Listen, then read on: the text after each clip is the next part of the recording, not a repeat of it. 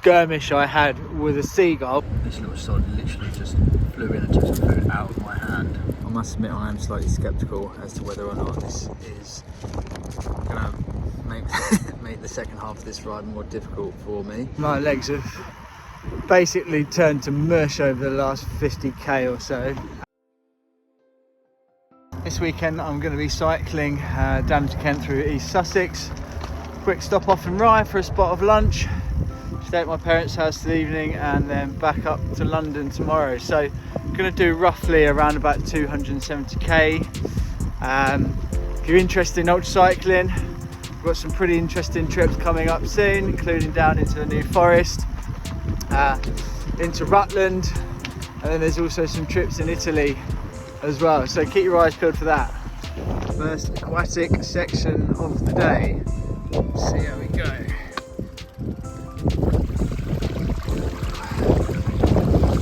Not actually as deep as I thought it may have been.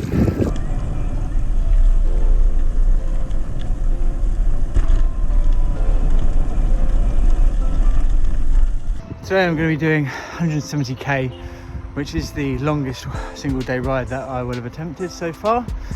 And this is all part of training for my very first ultra, the Nordic Chase, which is roughly 750k from Copenhagen to Oslo, which I'm hoping to complete in 4 days.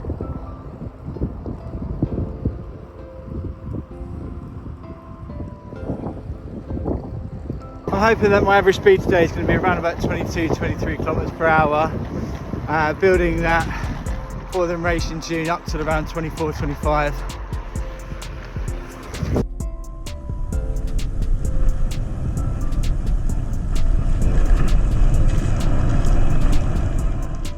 If you've done an ultra before, please do let me know if you've got any hints and tips in the comments. Likewise, if you've got one planned for this year, which one are you going to? I'd love to hear about it.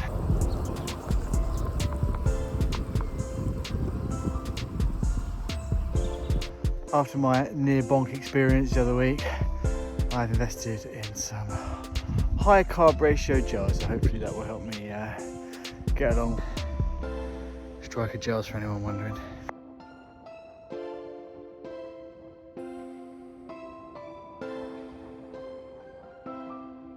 Just coming up to halfway, sun's come out, got a lovely little tailwind, so we're cruising along about 35k an hour without too much work.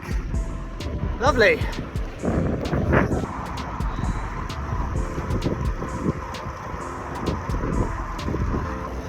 So about 98k down, just passed through the town of Battle, which is where William the Conqueror made his name, defeating the Anglo-Saxon army of King Harold after they'd marched all the way down from Stamford Bridge, having defeated the Vikings. Gonna stop for lunch shortly. Got around about 20 odd k to go till I get down to Rye.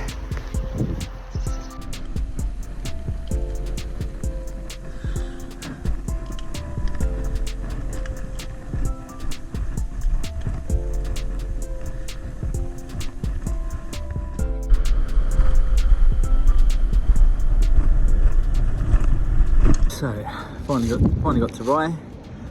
Got some fish and chips. I've been thinking about this for around about the last 2 hours. I must admit I am slightly sceptical as to whether or not this is going to make the second half of this ride more difficult for me. However, we will see. Yum.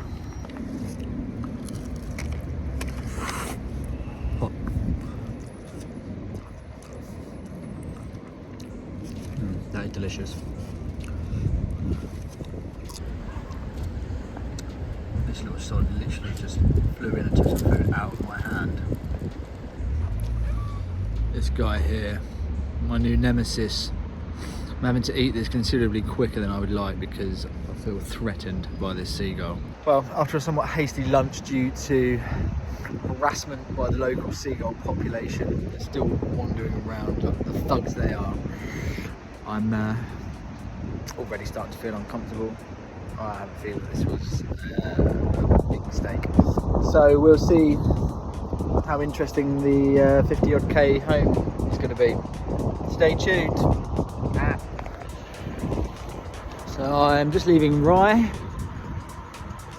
somewhat sooner than I had thought. My leisurely lunch that I had in mind and had been thinking of for quite a few hours was interrupted by a skirmish I had with a seagull.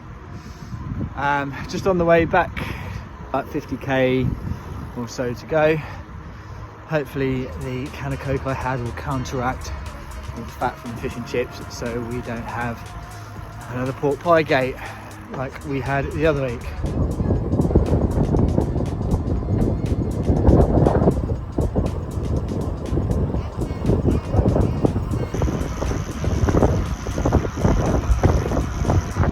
Starting to feel a little fatigued now, however you want to say it, but I should be able to get home okay. Definitely fueled considerably better this time than my jaunt down to Ditchley and Beacon and back. That was a real struggle.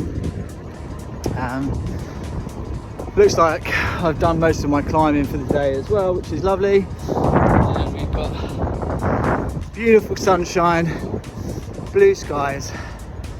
Nice way to finish the day.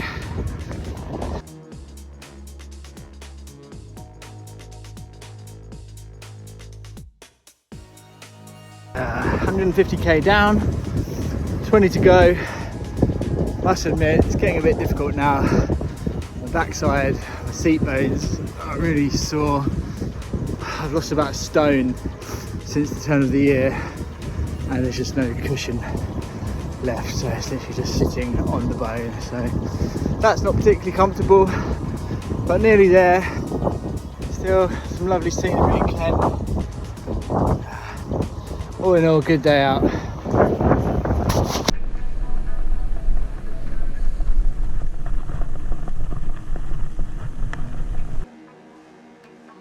Coming up to the final few Ks now. I think I've got about 8 left, and I must admit the appeal has diminished a little bit.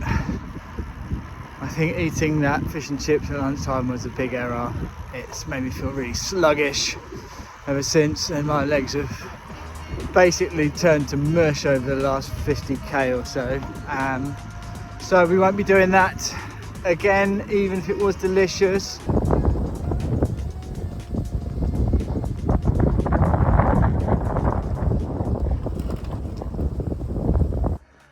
Big ride today, 170 kilometers pretty much on the nose. Very much a tale of two halves, linchpin being that sodding fish and chips. I know I keep banging on about it, but it really did provide a lot of the high drama of today.